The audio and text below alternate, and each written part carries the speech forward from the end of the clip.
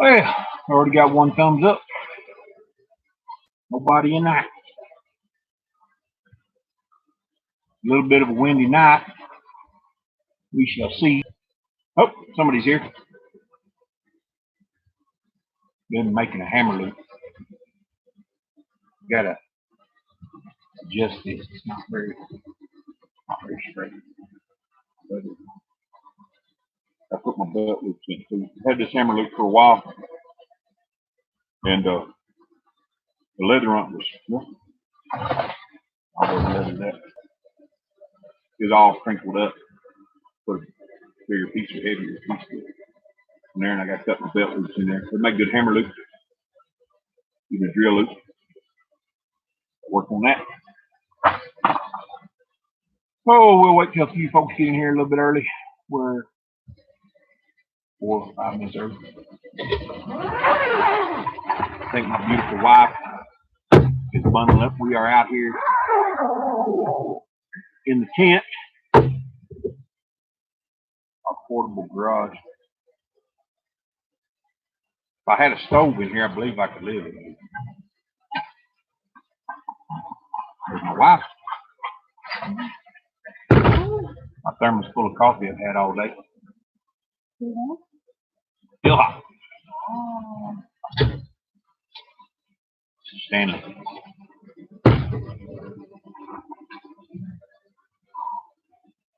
Are you on here? Say something and then I'll make you a moderator.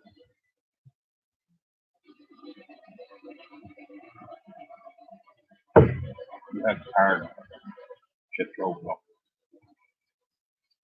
Anna's a moderator. Josh is a moderator.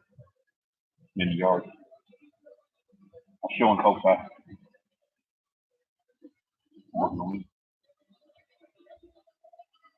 I'm working on this waiting for the live stream to start. I'm still a little bit, I can see it better in the camera. I've got to trim it a little bit. All right.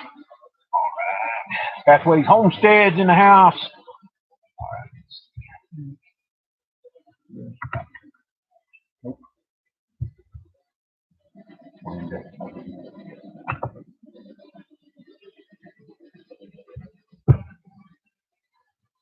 You're a moderator. RG's in the house. Pathways Homestead, RG. I'm a little bit early. I never know how my internet's going to be, so I always start a little early in case I have technical difficulties. You have to excuse me. It's a little cool in here tonight. I'm gonna drink coffee. I got thermos. There's a few more folks coming in.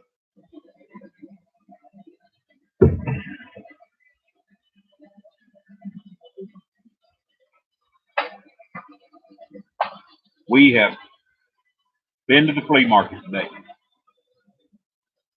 We sold a bunch of junk. One man's junk's another man's treasure. Sold a bunch of odds and ends, stuff we collect up. That's one of our revenue streams. The yard, Josh. That's one of our revenue streams. Is we buy and sell junk.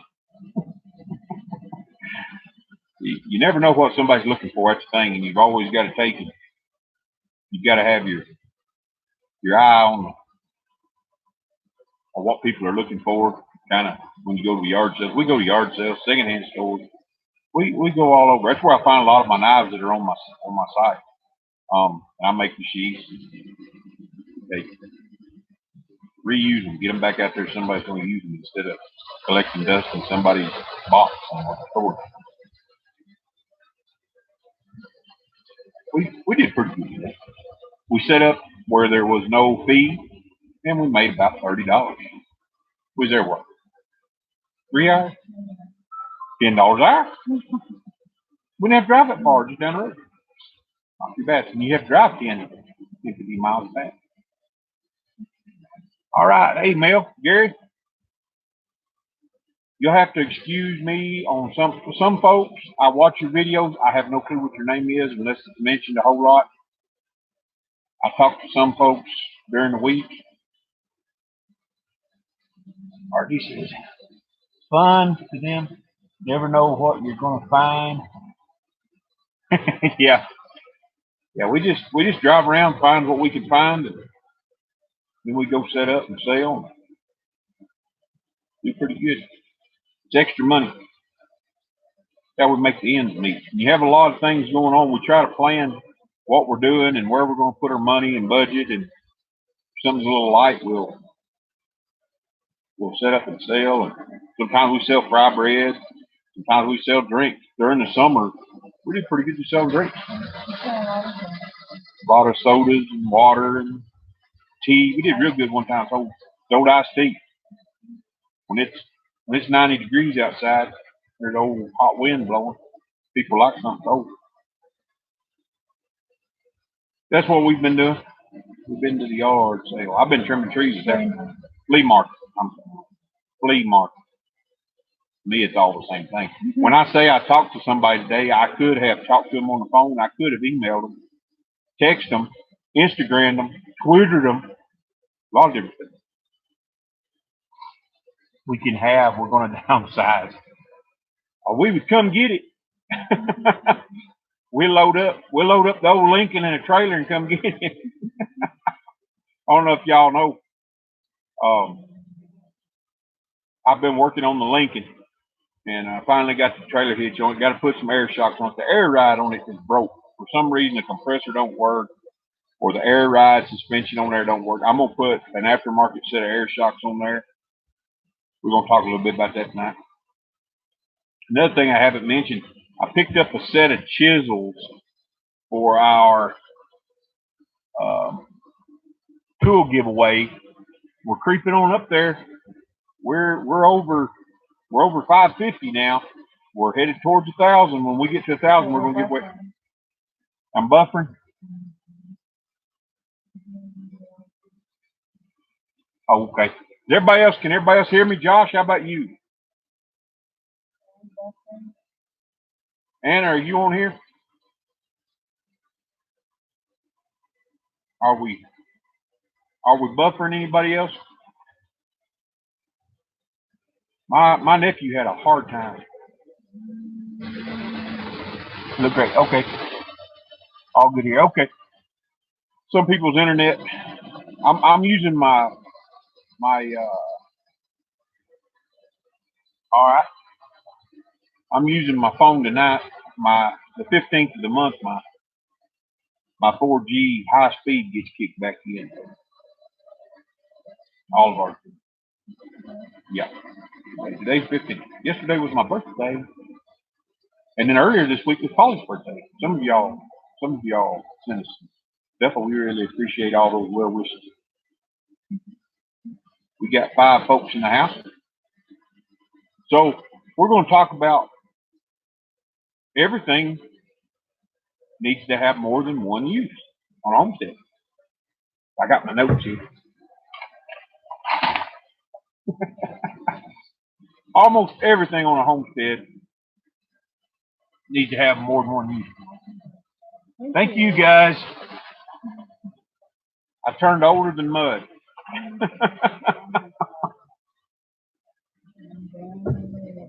We're on the downhill slide now. Yeah, 25. Yeah, I've had at least 25 birthdays. So we're going to talk about everything that needs more than one use, especially on a homestead. And most people in today's society, especially American society, and I do a lot of research, guys. I try to get my numbers right. It depends upon the sites you go and look at. So if you find another number that that may be another site, but I usually look at 2 or 3, and wherever the consensus is at, I kind of shoot down the middle, and that's where I leave it. But we're one of the few countries in America, this is no joke, that has an industry that is based upon people and their stuff.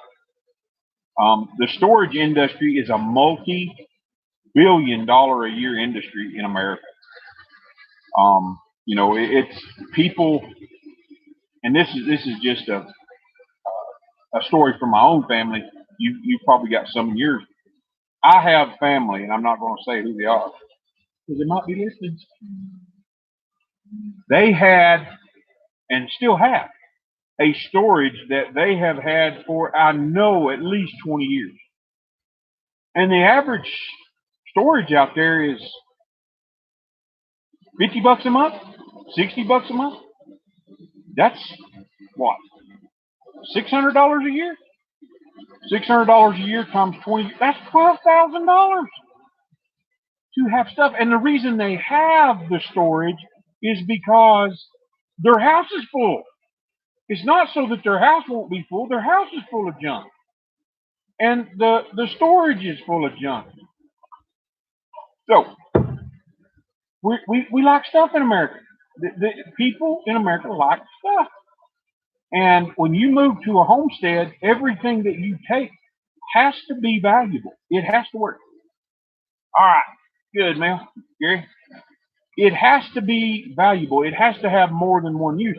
You can't just have a bunch of stuff on a homestead that's just there, that's not doing anything. I mean, I can understand you having a storage full of stuff if you were going to go sell it, if you were going to have flea market it, if you were going to try and make money with it. But paying $50, $60, $75 a month for a storage just to have stuff, to me, doesn't make very much sense. Go figure. But that's America. We like stuff so much, we go into debt for it. We buy boats, which we rarely ever use. We buy vehicles. We buy four-wheelers. We buy side-by-sides. We buy all these things just so we can say we have stuff. On a homestead, all of that stuff needs to have more than one use, and it needs to be valuable. If it doesn't have more than one use, then it better be real, real special. I'm just saying. Most people Sentimental. yeah. Sentimental value. I can understand pocket knife, a certain vase or something like that, but you don't have a storage full of sentimental. Okay, if you do, you've got other issues. I'm gonna get me a hat. I have been, and you guys may have to, I may have to apologize in advance. The older I get, I don't know if it's just his birthday I just had, but I'm gonna get a hat that says, "Be careful, warning," something like that. No filter. I got no filter. I'm just gonna tell it like it is. I'm gonna shoot from here. People don't like it. I apologize if I offended anyone. Over 60 plus years I have collected, and now it's time. So I can live easier and don't have around doing nothing. Yeah. On an even keel. Hello all, made it. All right. Appreciate you being here. We love your no filter self. Well, it only gets better from here. So I'm a straight hip shooter. Let's talk about vehicles for a while. And I've talked about this before. When we lived, 20 some odd years ago, when we lived off grid, our whole little cabin was set up with 12 volt. We had 12 volt power. And what I used to do every night, and this is a bare minimum, I used to come home every night and I would take the battery out of my car and we would use that. And then I would take the battery that we were using that before and stick it in the car. And then I would drive to work the next day and it would charge the battery up. We did that pretty much the whole time we lived there. We had 12 volt lights, we had 12 volt TV, we had 12 volt radio. I mean, everything we had. And in today's age, there's a lot of stuff that can be charged. I mean, this laptop that I'm talking to you on right now, it can be run off of 12 volt. And there's little inverters that can be used. And when I'm talking about vehicles, and I was talking about my Lincoln earlier. My Lincoln is my everyday driver. Okay, I bought it so I could drive to work, so she wouldn't have to get up at 3 o'clock in the morning to work. We were down to one vehicle, so I bought the old Lincoln. Guys, I get $400 for this Lincoln. Okay, $400. You can't beat it. It's got good tires. It runs, drives. It's fairly decent on gas. It's my daily driver. And seeing how I don't have, and seeing how I don't have a truck, and she hates this idea. She likes things out of the box. Me, I like things my way. I don't like to go to the store and buy something. I don't know if it's my dad coming out in me. I'd rather make it. Does this?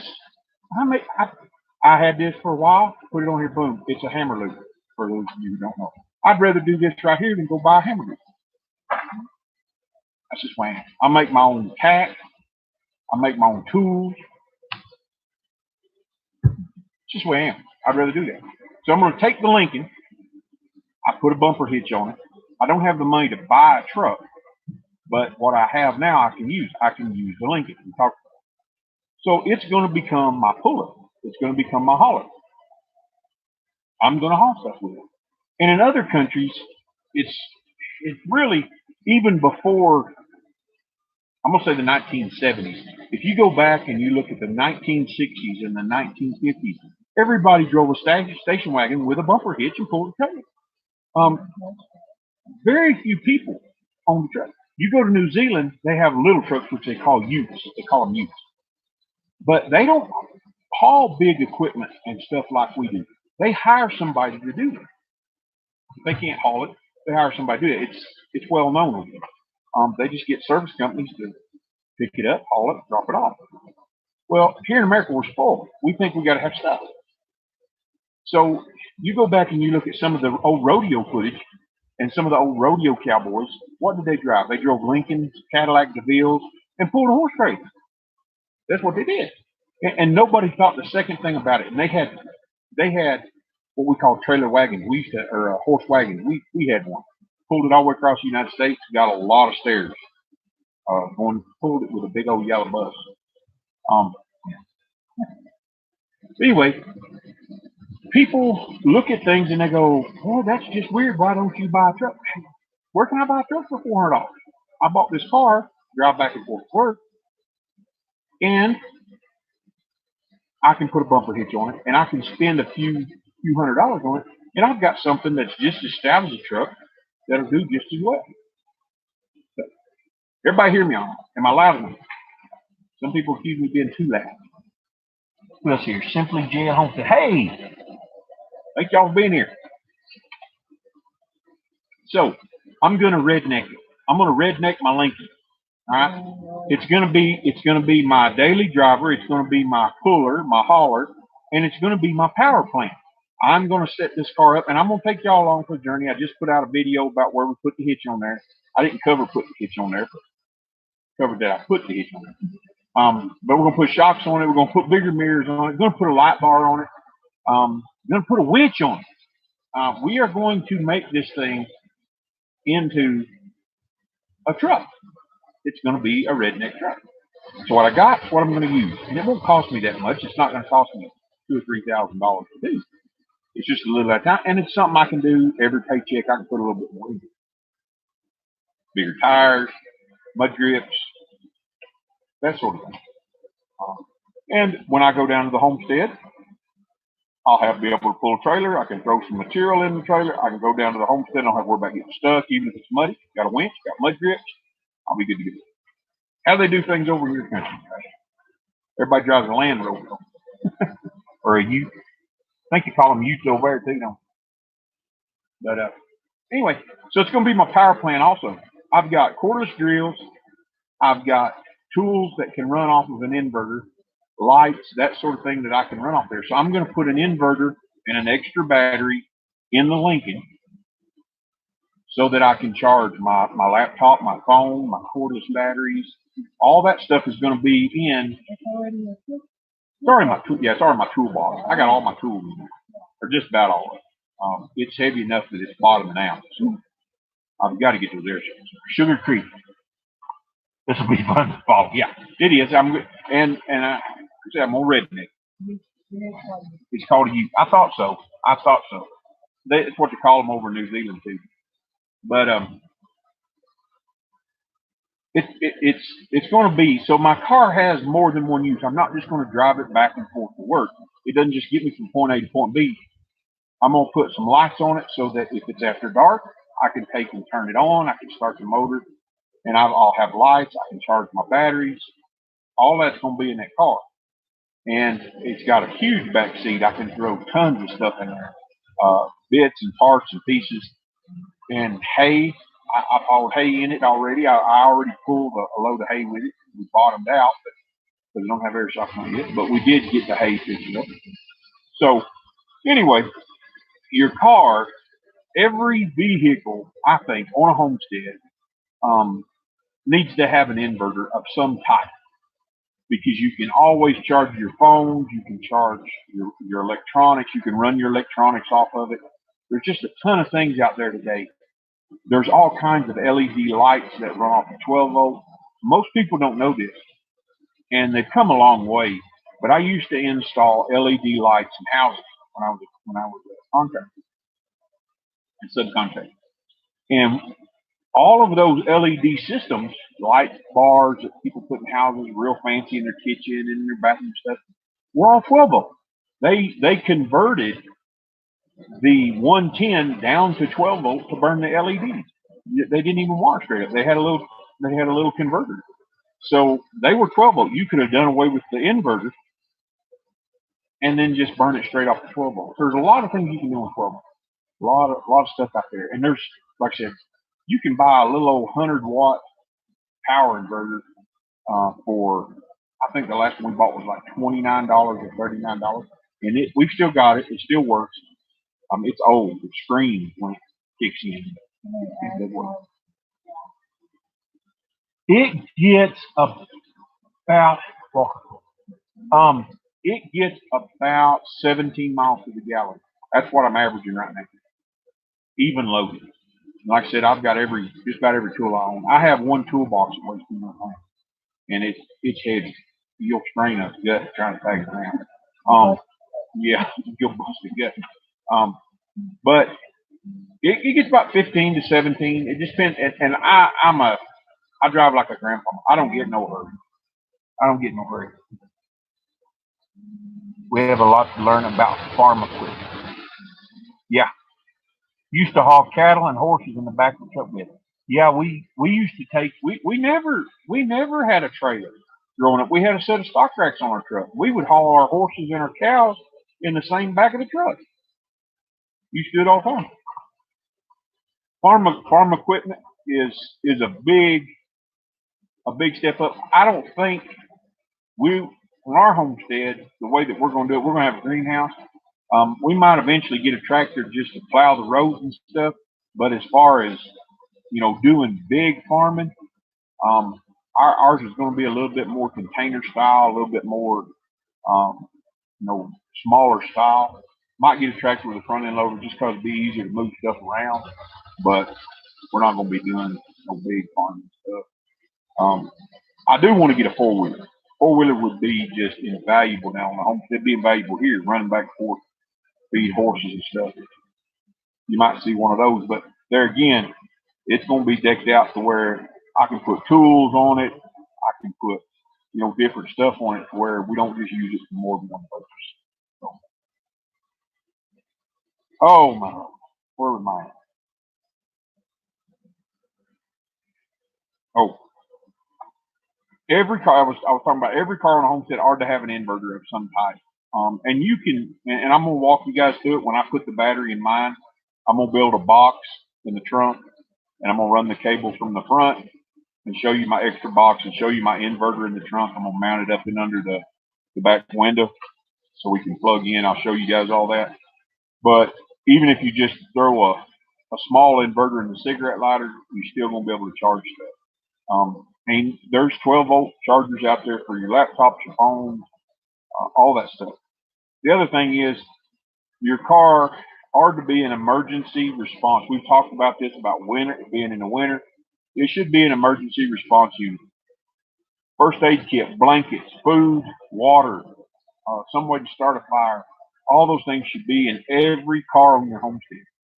An extra knife, an axe, some type of food. All that's just extra change of clothes.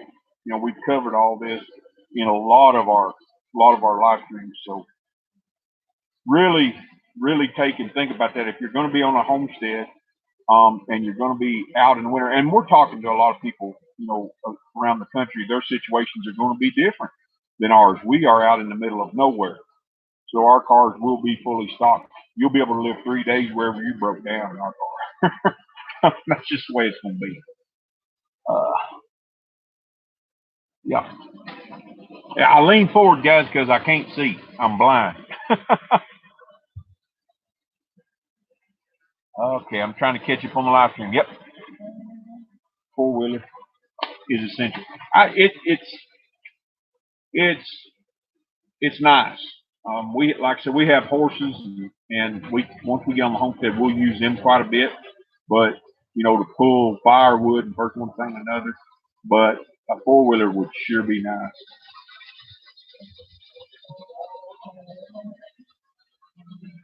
Yeah.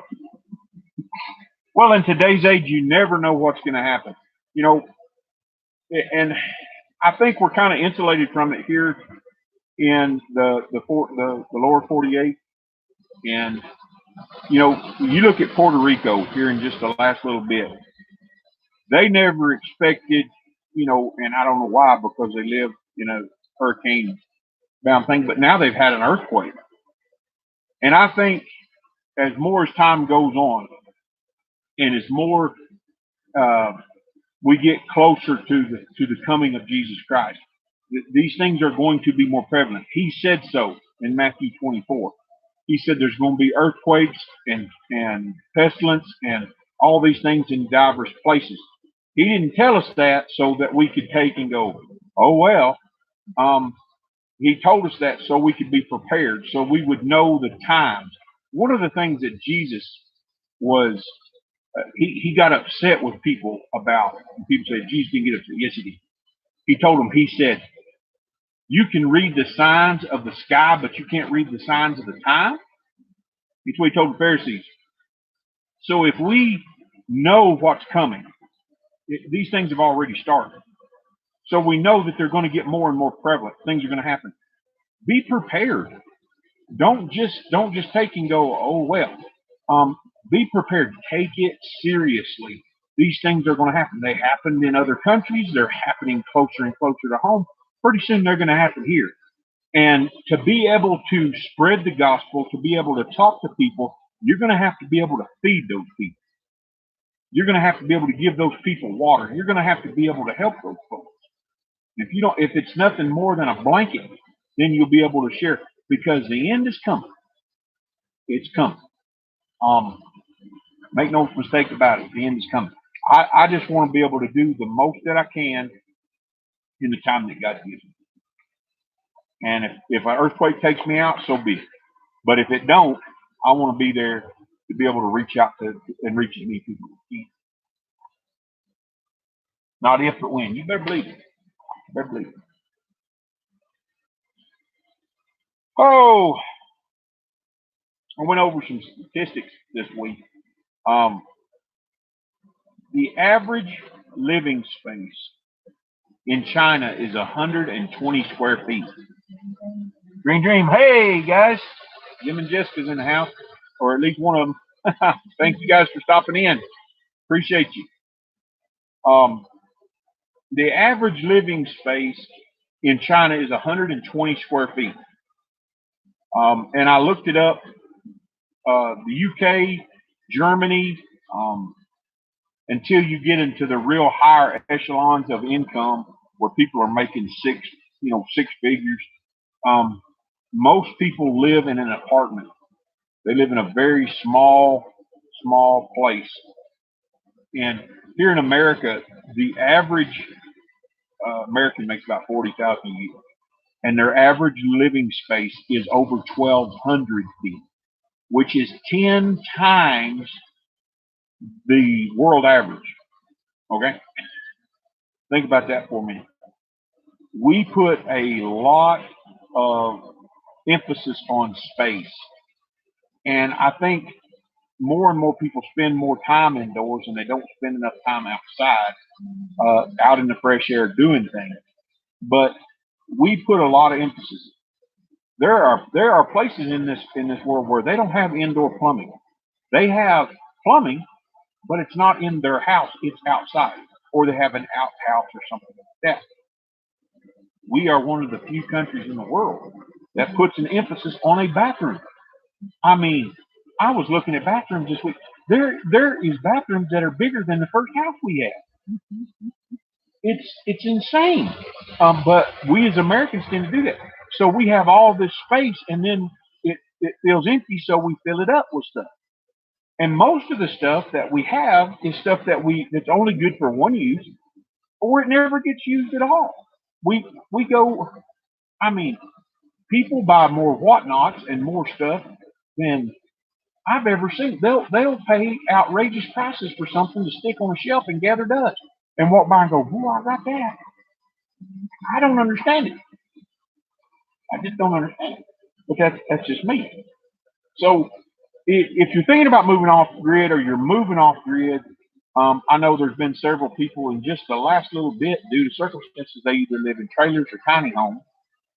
I've been watching some folks on there, Art and Bree. Their house had a bunch of mold in it, and now they're living in a camper. There's several people. Jim and Jessica live in an RV, and you've got to maximize space if you're going to live that way. You've got to take it. Everything has to have more than one purpose.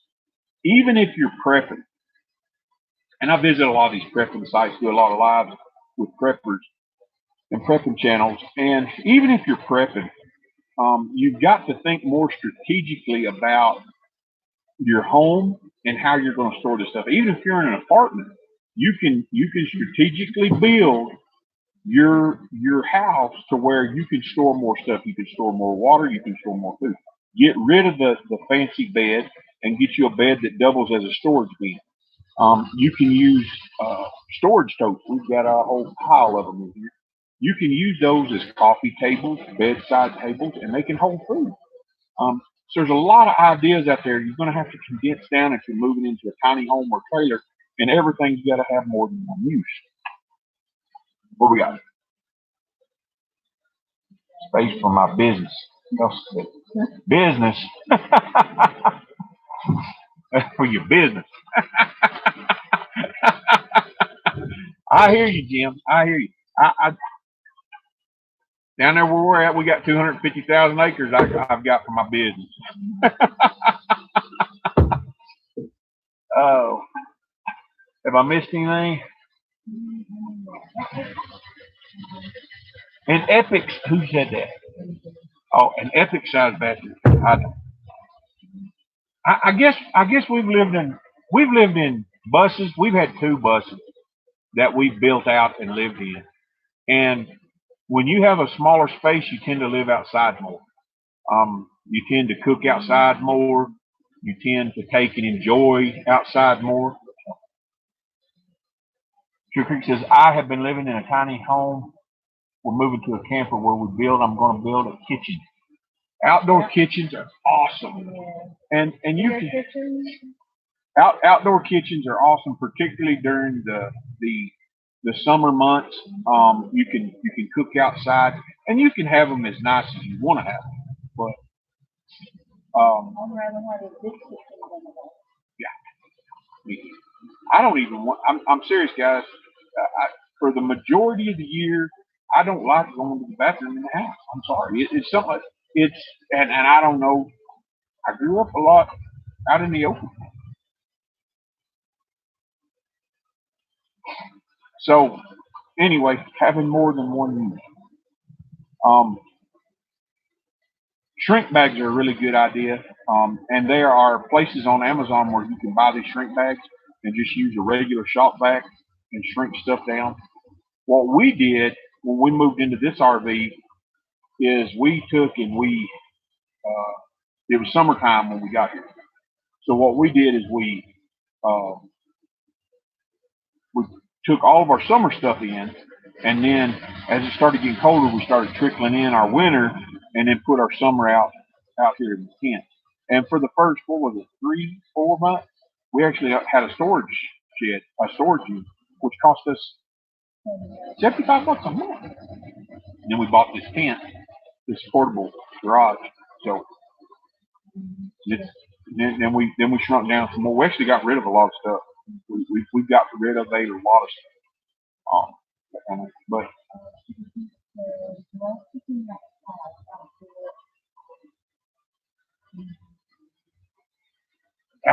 outdoor showers, we all year before last, all summer, outdoor shower. It was awesome. It's really good after sun goes down. Really good. Um, so there's a lot of things. What we did is a lot of our stuff that was in storage, we have underpinning under the camper, and we stored a bunch of the stuff that was just non-essential that we use every once in a while or something like that, and we stuck it under the camper.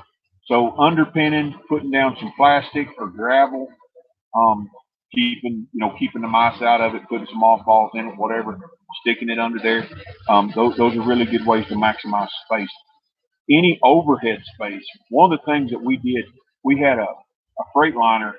It was a transport bus, is what it was, and it had a shelf up over the up over everything where you would put your luggage, and we maximized. We filled that up with stuff. Our Bluebird didn't have that, but our uh, our other bus did. So there's a lot of different ideas there. Any overhead space that you have, you can take and you can store stuff on it. Um, they sell this stuff. You can make it. They sell netting. I seen some at what's that place we get? But Hobby Lobby. They sell netting, and you can take and attach it on the wall, pull it. If hey sis, you can attach it in certain places, and it's kind of stretchy, and you can store stuff, the lighter stuff, in netting up in the corners. So just some things there to maximize on space.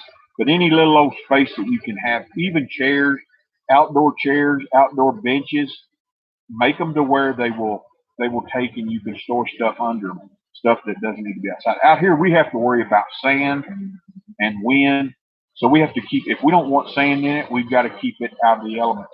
So benches that have lifts where we can take and stick stuff under them are really good ideas. Even up under, you can take it outside if you've got weather tight totes. You can take and stack them up and tarp them down. But I'm telling you, out here in this wind, it eats tarps for lunch. If you're not in that kind of area, so I know a lot of tiny homes, most of that stuff's been done for you, but there are ways you can take and maximize that. So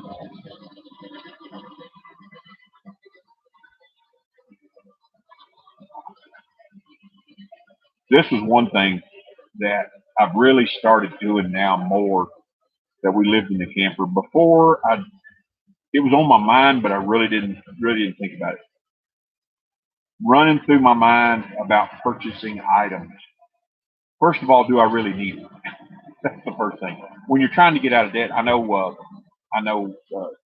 Mel and Garrett, Simple Life and Friends, they're on the Dave Ramsey plan, trying to get out of debt, going the debt free route. So the very first thing I ask is, do I really need it? And we splurge every once in a while. We'll buy something that we really want. If it doesn't fit into our plan, we generally don't buy it. But do I really need it? And number two, how many different ways can I use it? So here again, like we were talking about last week, it's mindset. If I buy a tool, how many different ways can I use it? Whether it's a shovel or an axe or whatever, all these things go into my mind. How many different ways are we going to get to use it? Because there's a lot of stuff out there you can buy that it do I really have to have it, or can I use something else that I already have for that purpose? Going back to being a redneck. Um, but anyway, tarps are invaluable. I will tell you that if you're going to move off grid, if you're going to move to a homestead, every vehicle needs to have a tarp in it, and then you just need to buy tarps. Every once in a while, yeah. Um, Thank you, Josh. Every once in a while, Harbor Freight will run a deal. There's a dog. Hey guys, great minds. Um, home Harbor Freight will have a sale, and they'll send out a super coupon, and you can get a free, I think, 5 by 10, 5 by 10 tarp. It's not the heavy duty, but it's a light duty. We've got one actually down here that we bought from Harbor Freight, and I think we give like $11 for it. It's on the floor of this tent, and you want tarps. Tarps are invaluable.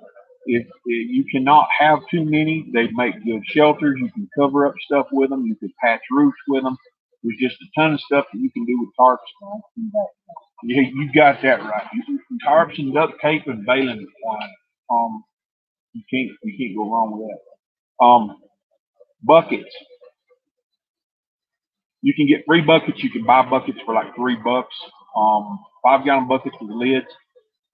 You can put stuff in them, put a lid on them. You can set them out in the sand. If they're in the shade, we've got a lot of big cedar trees around our place, and we can set a bucket up in the shade, and it doesn't get sun cooked where it's real brittle.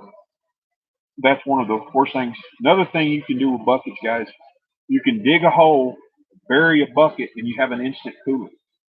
Um, you can take and leave a little bit of the part of it sticking out, dig down, stick that bucket in the ground, and if particularly if it's in the shade, and you've got a cooler that will keep ice for a while because that ground mass will keep that ice. It keeps it at a constant temperature, doesn't fluctuate. So buckets with lids, awesome, awesome product to have. I never pass up a free bucket. If somebody's got one, I'll clean it out, whether it's a paint bucket or whatever. If it's got a lid, especially, I'm taking buckets. They work good for feeders. You can cut them into for nesting boxes. I forget what and all I had down here. Storage, planters, toolboxes. You can use them as a toilet. You can take and put a toilet lid on there, bolt a toilet lid to it, boom, you got an instant toilet. Um, yeah, you put shavings in there. I tell you what we used to do on a construction site. We would take a bucket, cut the bottom out of it, put a toilet lid on it, dig a hole, stick the bucket over the hole, and boom. When we got done, we just cover it up. First dumpster we come to, throw it away. Do it again. It's an instant toilet. I need something about you.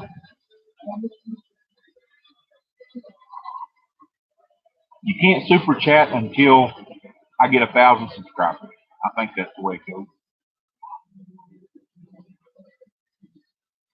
Aw. So appreciate you guys. You make me cry. Um,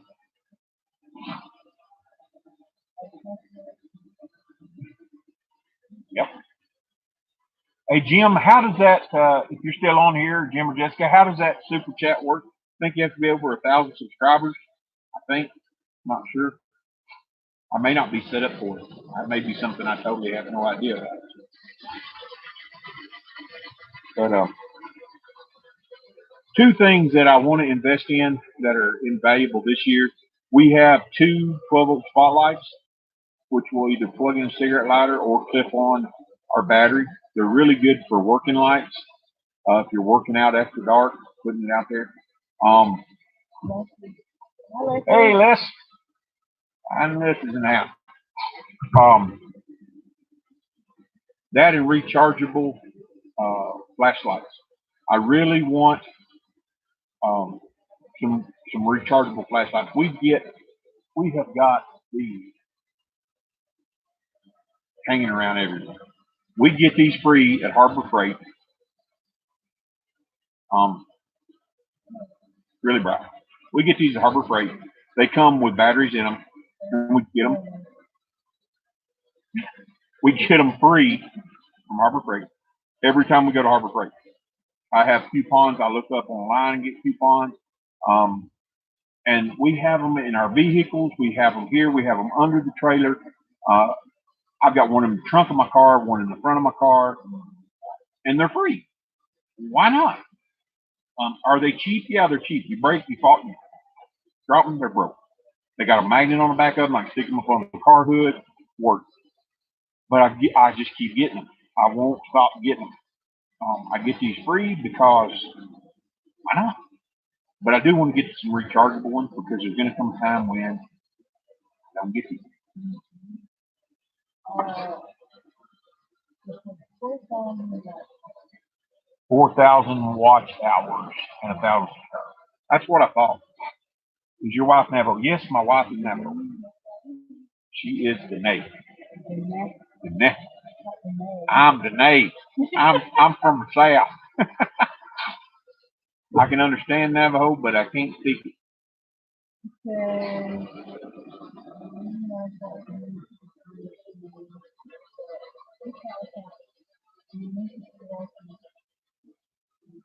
Oh. Well, what we ask people to do if they want to support us, we have got products online. Polly's got and they're on every one of our videos except for like the ones where I announce the live stream. And sometimes Anna goes back and adds them. But she has an equity store. She sells jewelry. And then I have an Etsy store. Is it Etsy? Etsy. Say it right. An Etsy store where I sell knives and stuff that we find. It's called O West Treasures, and you can go to the link that's in our videos. Boom, and you can buy something. You want to do that? If not, that's okay. We really do appreciate you guys. I was a camp counselor at Mancos, Colorado, and I hitchhiked all the way from Mancos. Wow, I know where Mancos is. I spent a lot of time in and around Mancos, Dolores area. We are about hour and a half from Mancos. So, um, do do do. Household items. If you're going to live off grid, if you're going to go, I'm talking to people that's going to go the camper route, the outdoorsy route, that sort of thing. Getting started on Homestead. Hey, people still coming in. We've had people come, we've had people go. Cast iron cookware is the best cookware that you can have on a homestead. You can use it inside, you can use it outside, you can use it on a campfire. If your husband gets sassy, you can knock him in the head with it. If you had to, you could throw it at a bear because they're heavy. We have every size. I think we got a big old. I got it over here. We got a big 22-inch. And then we got them that goes down smaller. I've got little egg pans, and they're great for cooking out on the little campfire, on the grill, whatever you want to take and put out there. You can take and you can cook on cast iron. Cast iron is best. And you can even get Dutch ovens where you can bake pies. If you're going to invest in cookware, this is what I suggest. If you're at that period where you're getting ready to transition to a homestead, you're getting ready to transition into a camper or a tiny home or some type of living situation like that, get rid of your cookware that has plastic handles on it, that is cheaply made, that's thin, that doesn't conduct heat really well. Go and invest in a good set of cast iron skillets, cast iron Dutch ovens. And when I talk about a Dutch oven, I'm talking about the Dutch oven with the lid that has the raised edge, not just the Dutch oven with a flat lid. Now, there's a lot of people out there selling these cheap, thin cast iron stuff, and it will burn your food. You want a good, thick cast iron skillet. Lodge is a really good brand. I'm not sponsored by them, but been using them for years. Fire Mountain has another set which is really good. They'll have a raised edge on them. You can bake biscuits in them. You can bake pies in them. And I may do some cooking I'm going to be going down to the Homestead for the weekends. I may do some cooking on there and just kind of show you guys how to do biscuits. And first one thing another in these Dutch ovens. So if you're going to transition, get rid of your stuff that's not heavy duty, because no none, no, no none. And guys, if you want to stay fertile, okay, if you want to stay, if you want to quit eating out of nonstick pans, okay, stuff's bad for you. Love my Dutch oven. Boy, it's going back here. Baked bread in Dutch oven. So yes, it is. So any of your cookware stuff like that, invest in that. Your stove. If you plan on heating with wood, there's a lot of different stoves out there. But I would suggest you do your background research on wood cook stoves. You can find wood. I learned how to bake biscuits on a warm morning cook stove. It was a cook stove. We heated our kitchen with it. Heated just about the whole house with it. It had different bays for baking and cooking. And sometimes you can get those. There's companies coming out now with replicas. They're not the original cook stove, but the replicas, and they work just as good. And if you go to some of the Amish and Mennonite sites, and sometimes you just have to go into a Mennonite store and talk to them, but they sell cook stoves, what they call it's called a home unit, and it will have a water reservoir on it with a coil, and you put the water reservoir on there, and it heats up the water, and it comes out the other side, and they will run hot water out of a tap, and it actually has a coil, and it's a copper coil, and you go over there and just turn on the spigot, and you have hot water right there as long as you have a fire in the stove. So there's a lot of different stoves out there that you can use, that if you're going to move off grid or something, that can make life a little bit better and a little easier instead of trying to heat water up on a stove in a pot. And you can even make them. You can put it up there. The coil heats up, and it heats the water and runs the hot water out. So the cast iron pot, I've done it for years. Awesome. Now I've got 3 different sizes. Dutch ovens. So there's a lot of different ways you can do that. The other thing, since we're talking about hot water, it's not really about having more than one use. You can create hot water coils for the summer, with just some black plastic pipe and some plexiglass. You can coil up black plastic pipe, and you can set it out in the sun. What we used to do is we used to just take our garden hose on the desert, and we would stretch our garden hose out and fill it up. We would have 200 or 300 feet of it, and then we would run it in the window of the house, and then we would take a quick shower. We'd get warm, get the water hot out there in the sun, take it, get soaked up, and then rinse off real quick before it got cold again. It does work that way, but you can do the same thing. And if you put it up on the roof with a little 12-volt pump, you can pump the water up there until it's full, and then it'll gravity feed down, and you can use it that way. Really good for just heating up water for different stuff. You've always got to have hot water for dishes. You've got to have hot water to wash kids, and give kids baths. Wood cook stove when I was going to bake my first cake in it. Yeah. We had one. It was a place called the Scotty Place. We lived on the Zwicker Ranch in Colorado. When I was about 14 or 15, and I learned how to bake biscuits really good in that oven. You had to take them out and turn them around because they'd have hot and cold spots in them. Hey, Steph. Thank you for being here tonight. Big sky at night. We had one down at too.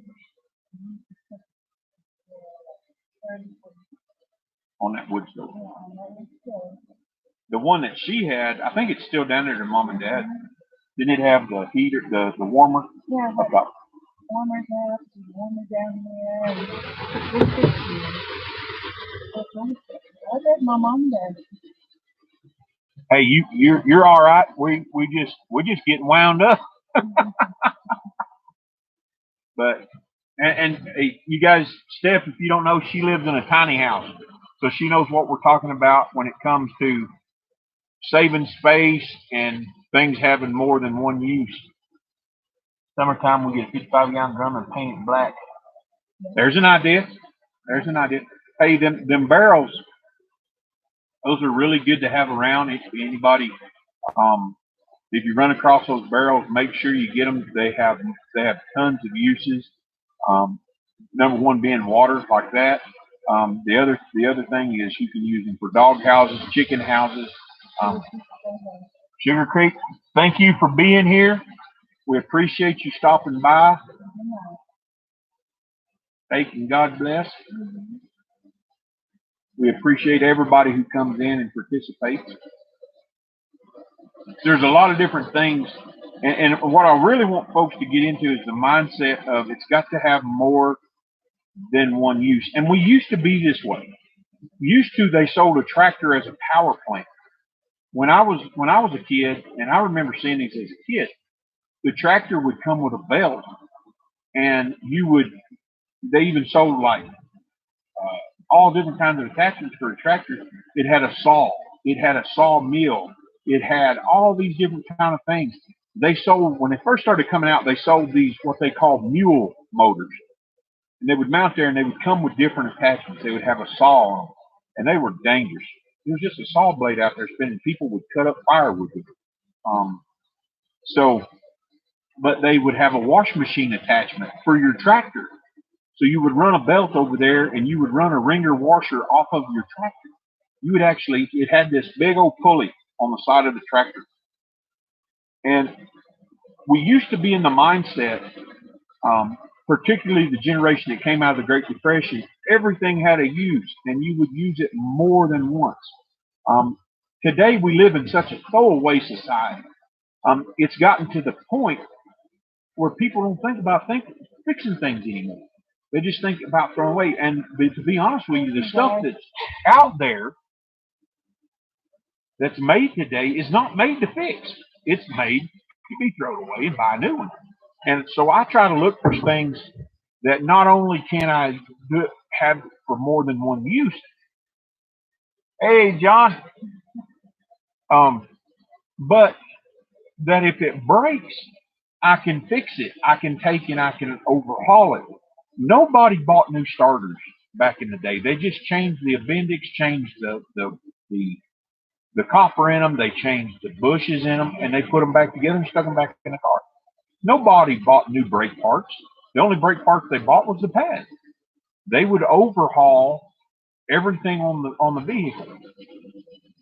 Today's age, everything is throwaway. Just throw it away instead of taking and working on it. That's why I like to do projects like my wheelbarrow.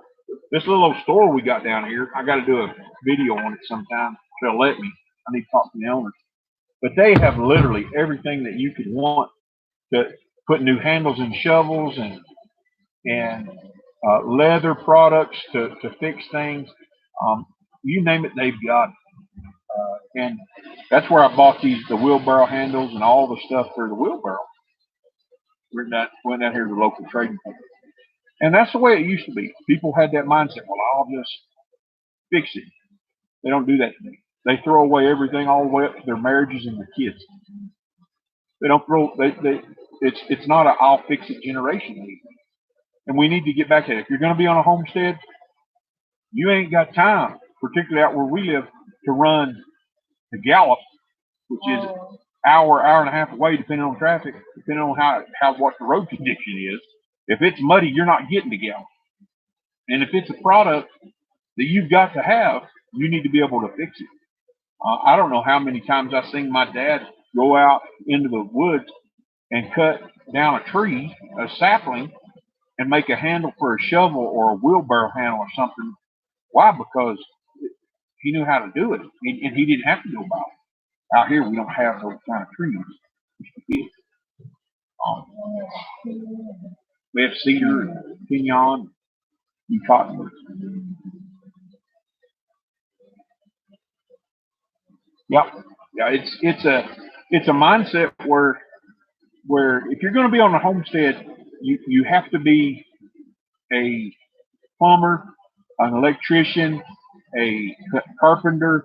You need to have all those skills. So, and this is what I tell people, and what I'm hoping is that people will pass this on to other people.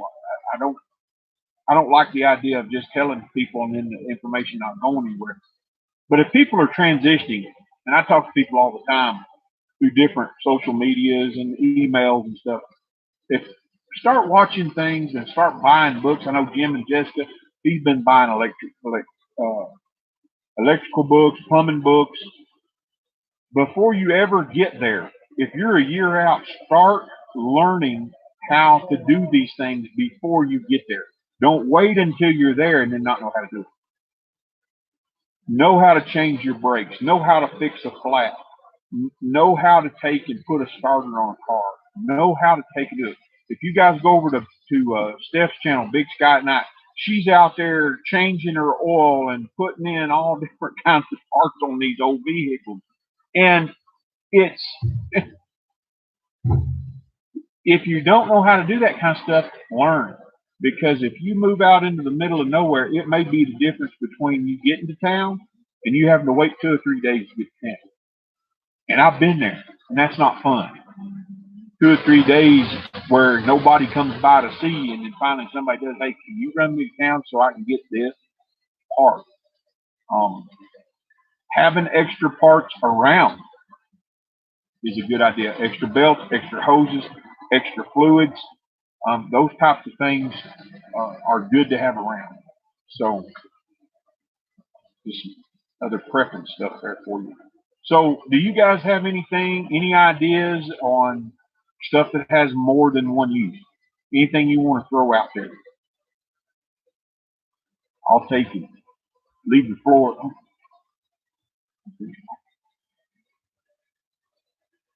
I start talking, then my coffee gets cold. Steph, what's some of the stuff you guys have on your place where it has more than one use? I know you got all kinds of stuff. People were talking about we had a tractor with a pulley on the side of it to run all kinds. Yeah, yeah, that's the way that's the way all them old tractors were. Wire. You can never have two. We have baling wire out here. People still bale hay with wire, and we have an endless supply of baling wire. Baling twine is good too. We don't hardly ever throw stuff away. We just tie it to a fence somewhere, and we use it to tie up panels, fix fence, um, tie down tarps. I just posted on IG about shredded paper I use from work for chicken bedding, then compost, and then using my garden. There you go. That's just shredded paper. Works really good. There's a lot of different stuff. Where I work, we have a surplus of pallets, and I had a pallet that it was a little bit nicer pallet, and I used it as a tool organizer in the last video that I put up. Um, and that pallets are awesome because you can do so much stuff with them, from building to making crafts, all different kinds of stuff. It's used 4 times. We use 2 liters and milk jugs off. You can take and make hoods for your plants when they're little. Star, oh, yeah. Over there they call them star posts, peepos. They call them in New Zealand waratars. Waratars? I think is what they call them. Plastic. In my treasure, yeah. We talked about that earlier. There's a lot of stuff that people throw away every day that you can take and use, and you can clutter up a place. You can, but if you keep it organized, keep it out of the weather. Um, there's pallets. I intend. I save back the best pallets, the ones that I can take and reuse. I made some bushings for my uh, wheelbarrow out of a piece of a pallet that Anna brought home. It was a nice little pallet. You come by here. This pouch chicken run, slats for my ceiling, compost bins, potato bins. Yeah.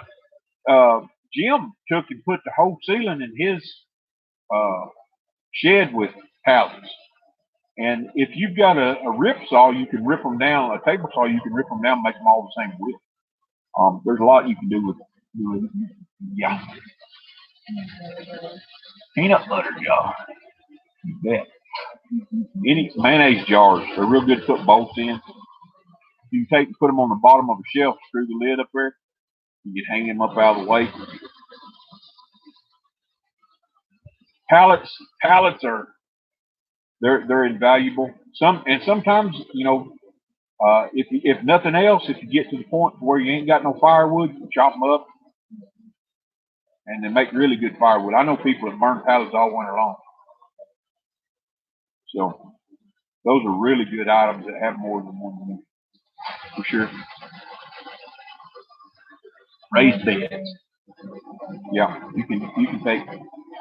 We bought a house one time, and the house had been built out of pallets.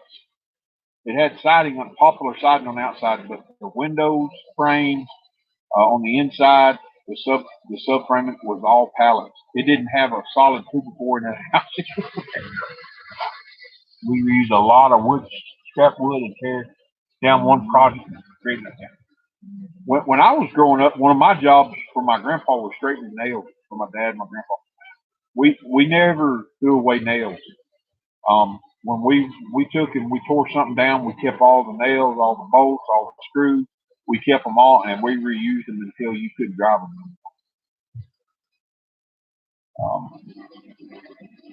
We but my grandpa, he come from the Depression generation where they kept everything. I mean, every little piece of scrap wire. I'm bad about keeping pieces of copper wire.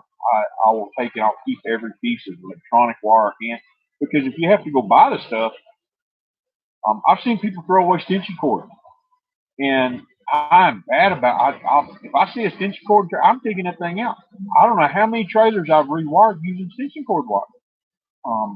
You can run extension cord wire and run your running lights. You can run another one back there and run your brake lights. Don't ever let somebody throw away extension cord. Old cinder blocks to get for free. I'm really not. There's a lot of stuff out there. Her biggest one is Pinterest. She likes to look on Pinterest. A lot of ideas out there. Amazing pallets. For sure. I know a lot of people use tires for retaining blocks. I'm not a big fan of them. I thought at one time I might want to build something out of old tires, but what we did, we took all of our old tires that we had and we made raised beds.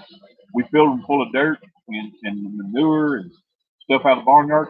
We grew some of the best potatoes and some of the best peppers we ever had. Just grew in tires, tomatoes, peppers. Um, it worked really well for that. You can fill them tires up with your own compost. You know.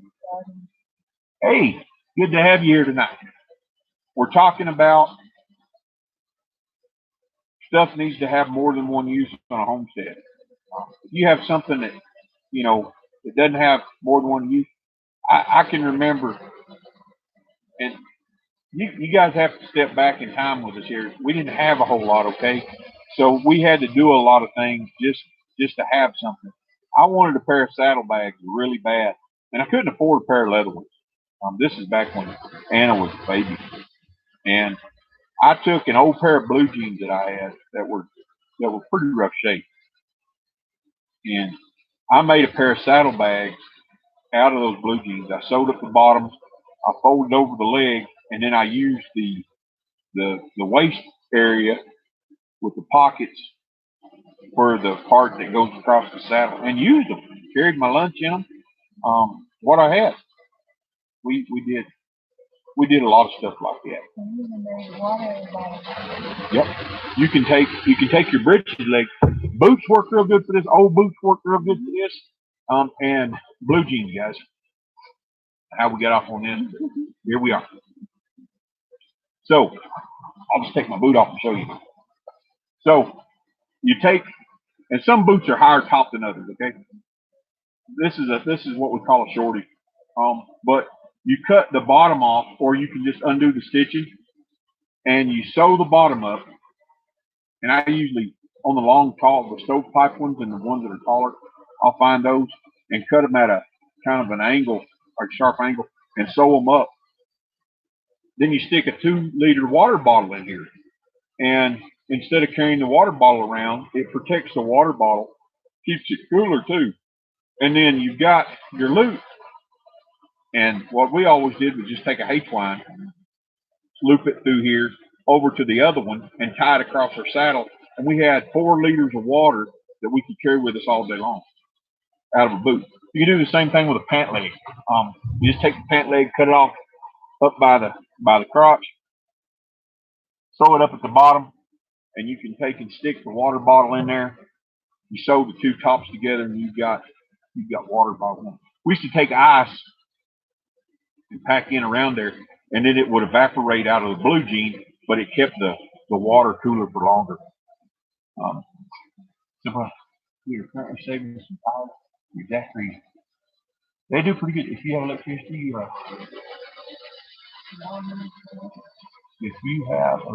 are you home?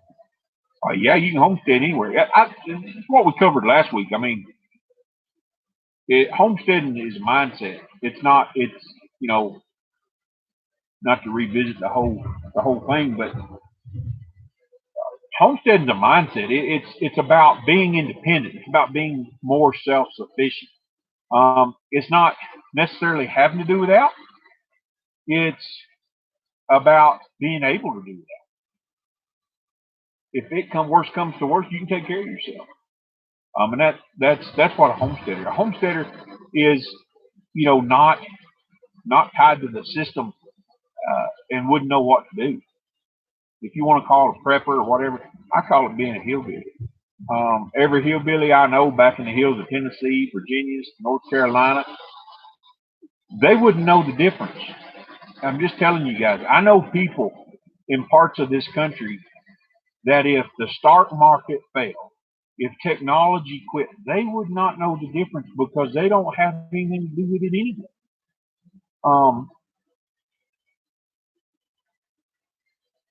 I have to go. Have a good one. Thank you for stopping in. So it's a mindset of self-sufficiency, and if you want to do it with electricity, that's fine. Have you got a backup source? Have you got solar? I think the more that you're dependent upon it, I mean, the more people, it's a shock to people when it's not there. If you live without it a lot, and we have, like I said, and we've lived a lot of different ways. We've lived in buses, we've lived off grid, we've lived in small houses. We've lived a lot of different ways to where if it don't bother us, if our situation, I think that's the biggest thing.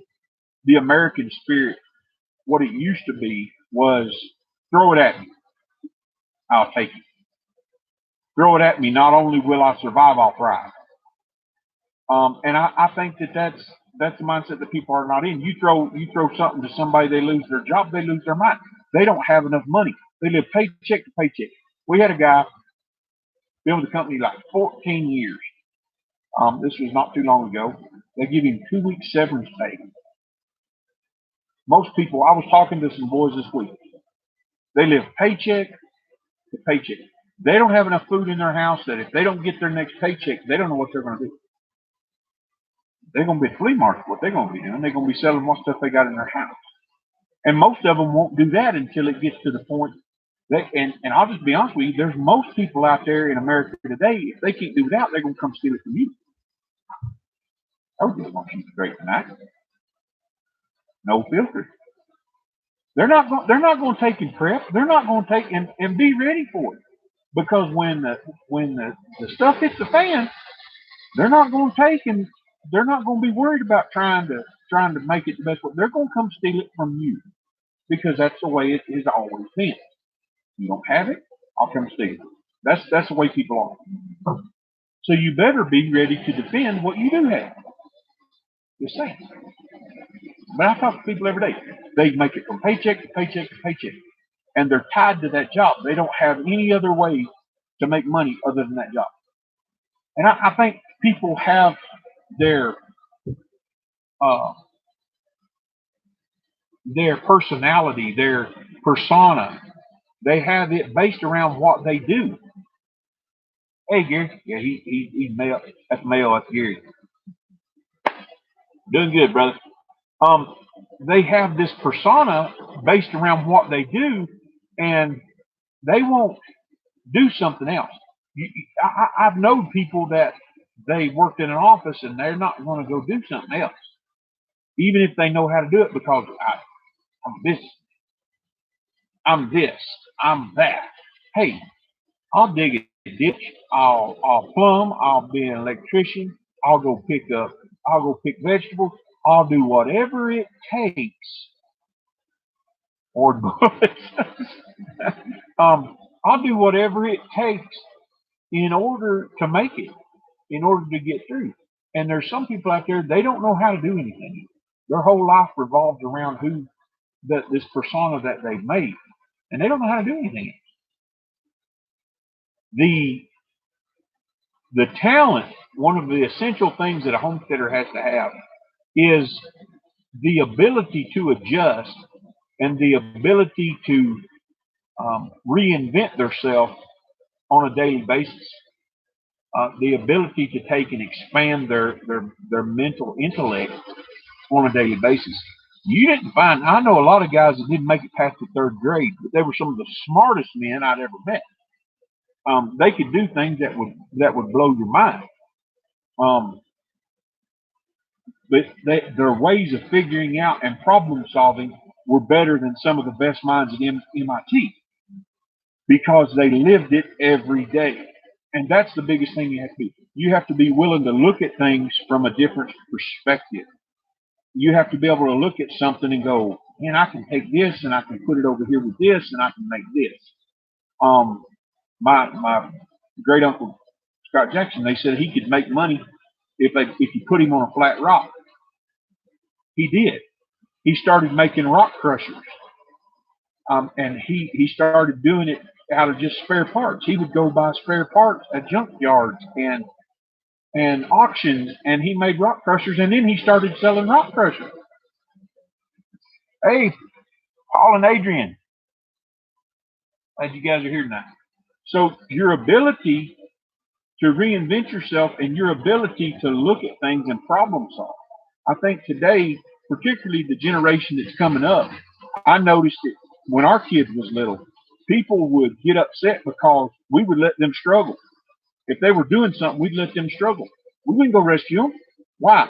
Because they need to know how to problem solve. The kids today, the reason why they throw temper tantrums and they can't deal with life and they're whiny babies is because people did not let them struggle when they were little to try and figure things out. If you have problem solving skills, you will be a more successful adult. And today they don't want their kids to struggle. I'm telling you, if you're going to be a homesteader, you have got to have good problem solving skills. Not just know how to do something, but know how to think. Think abstractly. Figure it out. Yeah, yep. I've known several that were smarter and more knowledgeable. Yep, it's the truth. It is the truth. And it's because on a daily basis they were solving problems. One of the sayings that my dad always used to say when I was growing up is necessity is the mother of invention. If we didn't have something, we made it. And if you need it bad enough, you'll figure out a way to make it. Or you'll invent something if there's something that you need to do better. But as a homesteader, you need to be able to do this on a daily basis. You need to be able to make it work. And then you need to be able to tear it down and make it do something else. Reuse it for something else once it's done that. So I think that is a requirement. If you don't have any skills, you can learn skills. Skills are learned. But problem solving is it's something that you have to live through. You do it one way, and then you learn. If you don't learn nothing else, you learn that won't work. So you learn to do it another way.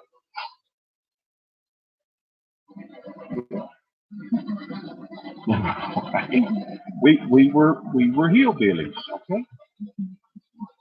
Parenting this day and age.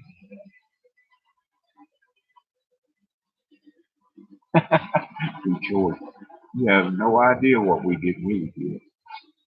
Um, my dad got hurt. He fell off a roof when I was about 11, and he broke himself all up, broke his heel, broke everything. And then several years after that, he took and he had to have surgery again, was flat on his back. I used to keep the house, which was cook meals for him, while he was flat on his back, cut all the firewood, take care of all the farm animals. We had a farm. We lived half of our life in Tennessee and half of our life out here. And when we was in Tennessee, I had hogs and goats and chickens, and we had a little bit of everything. And I took care of all that, plus cut firewood for the house. And I'm not talking about splitting firewood. I'm talking about I had this old truck. It didn't have. I got it cheap because it didn't have no forward gears all the first. I used to back it up the hill. We had a hillside farm, and I'd back it up the hill, cut firewood, and then roll it off the hill until I could get to a place where I could turn it around and back it over, unload the wood. I did that a lot. Mechanical engineering. Yes, sir. Good problem solving skills. I think erector sets and Legos are great for kids. Legos are some of the best toys you can give kids. Kids got to learn how to make stuff and learn how to put stuff together. I think they're awesome. Good hand-eye coordination, problem solving skills. Puzzles are really good for kids, particularly young kids. They're really good for them to take and learn patience and giving them something to do. Kids need something to do. What's the saying? Idle hands are the devil's handy or devil's workshop, something like that. So I've covered all my notes. Now I'm just rambling. We've been on here an hour and 22 minutes. More time flies when you're having fun. Just a few announcements. We will be giving, because there's a lot of people on here that hadn't been on here, and some people have left already. When we reach 1,000, we're going to be giving away the toolkit that you can see in our, it's part of our Homestead Essentials series. Anytime we have one of those videos, we put Homestead Essentials in what it is, and it's hand tools. We're going to be giving that kit away. I added some chisels to it. I'll probably dig those out. I have them over here in the box. Dig them out one night and show you guys. We get to 1,000, we're going to be giving those away. We're going to be giving away some other prizes in between. Things that we found that we like, we're going to be giving those away. And the ones in between are landmarks. Every time we reach 1,000 subscribers, 1,000, 2,000, 3,000. Paul and Adrian? No. On Sunday, take night off trip. All right, Paul. Yeah, you've been tired lately, brother. You guys have been remodeling. Appreciate you for stopping by. Thank you, guys. God bless. You guys want to check out a really good channel, go over to Paul and Adrian's. Check them out. They're good folks, and you'll hear a good sermon. He's quite the preacher. So go over and check him out when he does his live streams. He does news updates also. So if you guys want to keep up to date on the news, you don't have to flip to a channel. You don't have to take and watch MSNBC. Just watch Paul's channel. Subscribe to him. Yeah. Hey, you guys are doing the Lord's work. So those are going to be the giveaways. The ones in between are going to be trivia about some of our videos that we've done. So we'll pick a trivia question every week. We'll probably have a backup question because some people may not have watched some of our older videos. But we're going to be giving away some knives. I've got some knives in mind that I'm going to give away. We're going to be giving away some other things. And I'll show you guys some of that in some of the videos. but there'll be trivia questions about our channel and about us. So make sure you tune in to do that. We may not give it away every live stream, but we're going to take and we're going to give away some stuff. So make sure you join in. I like to give back. I like to give. I'm going to give her. Just the way I am. She gets on to me because I just give stuff away. It's okay. She balances me out. She's the yin to my yang. She's the peanut butter to my jelly. If not, I'd be broke. I'd never have money. Can't wait till we get there. Yeah, I'm ready to get to that 1,000 subscriber mark. I mean, it takes a while, and it's been a long, hard journey for us. I mean, and there was a time there where we didn't put out very many videos. We were in transition. Now it's a little easier, and now I'm doing some editing because Anna's been working. I'm doing some editing, and she's checking my work. She's keeping me straight. But we got some big plans coming up. We talked about the Lincoln.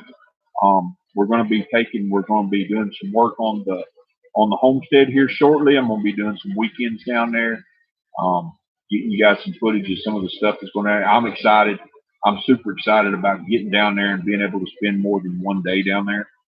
Being able to wake up on the homestead, that's going to be awesome. I'm going to wake up and scream like, it's exciting to me. I mean, the first time we ate on the homestead, the last time we went down there was the first time we cooked out on the homestead. The first meal we cooked.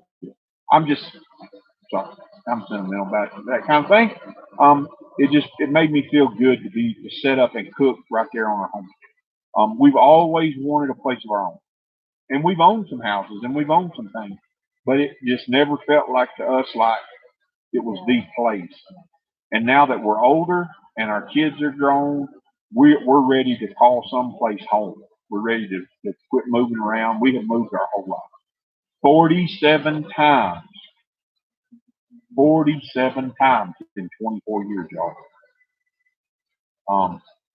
We're ready. And so if you guys see me act weird, you see me get kind of emotional, you see me scream, woo! Well, I was down there. I was about ready to bust the whole time we was down there. We was cooking out on our homestead. It was a big moment for me because this is where we're going to build our forever home. This is where we're going to be. It's where we're going to spend our senior years. I tell her I want to sit out on the patio in a rocking chair and watch grandkids play. That's what I see now. That's what I want. And a few years before that happened, I'm still kicking a little bit. Not as high as I used to, but I'm still kicking a little bit. So that's what our future holds. We're going to be building down there. We're going to be working on some of the other projects, particularly when we get a four-wheeler where we can take and drag some more logs over. We're going to finish our hogan. I don't want people to think that we forgot about that. We haven't hung that up. It's just we found out real quick that without a four-wheeler, we're not going to do a whole lot. Then I messed my knee up. Desert dog's leaving. Okay. Isn't that such a blessing on film? So you can, that's how, and show the next day. If the Lord tarries and we get to grow old and we have grandkids and we get to go back and we get to show them, this is how we built this house. You know, this is how we got this land. This is how this happened. That's going to be an awesome way to show them our history. You know. No. Thanks, Desert Dog, for stopping by. So we've been on here almost an hour and a half. So I'm going to let you guys go. I appreciate each and every one of you. 6 o'clock every Saturday night, unless I post earlier in the week or in the day that we're not going to be able to. It's going to be 6 o'clock on Saturday nights. We're going to have a different topic every Saturday. I'm going to be. I think about it all week long what we're going to talk about, and hopefully bring up some good things. We're going to have some more videos coming out here pretty soon. I try to get out at least one video a week, 2 if I'm lucky. It just really depends. Remember to hit that bell. That way you know when there's a new one coming out. Tell folks about it. Share it. If you like what you're seeing, make sure you share it. I try to share people's channels. And we're going to call it a night. It's getting cold out here. I'm getting stiff. I want to thank my wife for being out here with me, even though I'm the one rattling on. But I appreciate each and every one of you. God bless you. If you ever need anything, you guys have my email. My email is on our one of our videos. I forget which one. Don't hesitate to email. I'll give you my phone number anytime you need anything. If you need prayer, there's a lot of good people to reach out to. Paul and Adrian, one of them. We'll pray for you anytime, day or night. Anything we can do to help you with, with questions that you have about homestead and building or anything like that, shoot it our way. And God bless you. And I have an old film of my great grandma.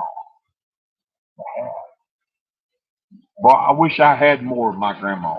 That's for sure. Night, Gail. Night, everybody. We appreciate you. We love you. And we'll see you down the road. God bless y'all.